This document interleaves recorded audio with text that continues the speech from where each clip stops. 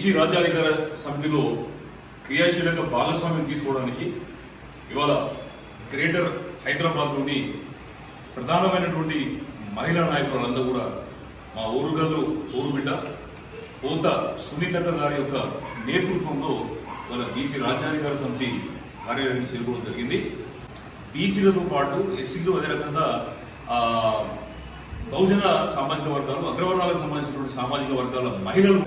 సమాజ స్థాపన కోసం మనందరం కూడా కలిసికట్టుగా పోరాడదామని చెప్పేసి ముందుకు రావడం జరిగింది. అందులో ప్రధానంగా రేణుక గారు గ్రేటర్ హైదరాబాద్ లోపల చాలా కీలకమైనటువంటి నాయకురాలు, వారితో పాటు సరోజిని గారు, అదే రకంగా మా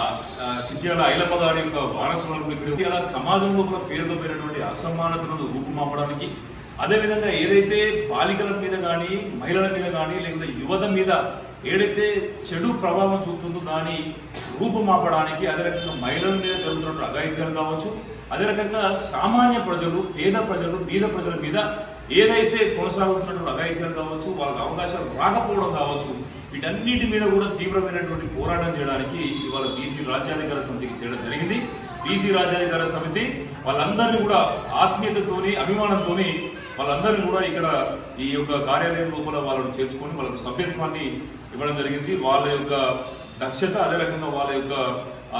క్రియాశీలక నాయకత్వం బట్టి ఏంటంటే వాళ్ళకు సముచిత ప్రాధాన్యత కూడా కలగజేయడం జరుగుతుంది.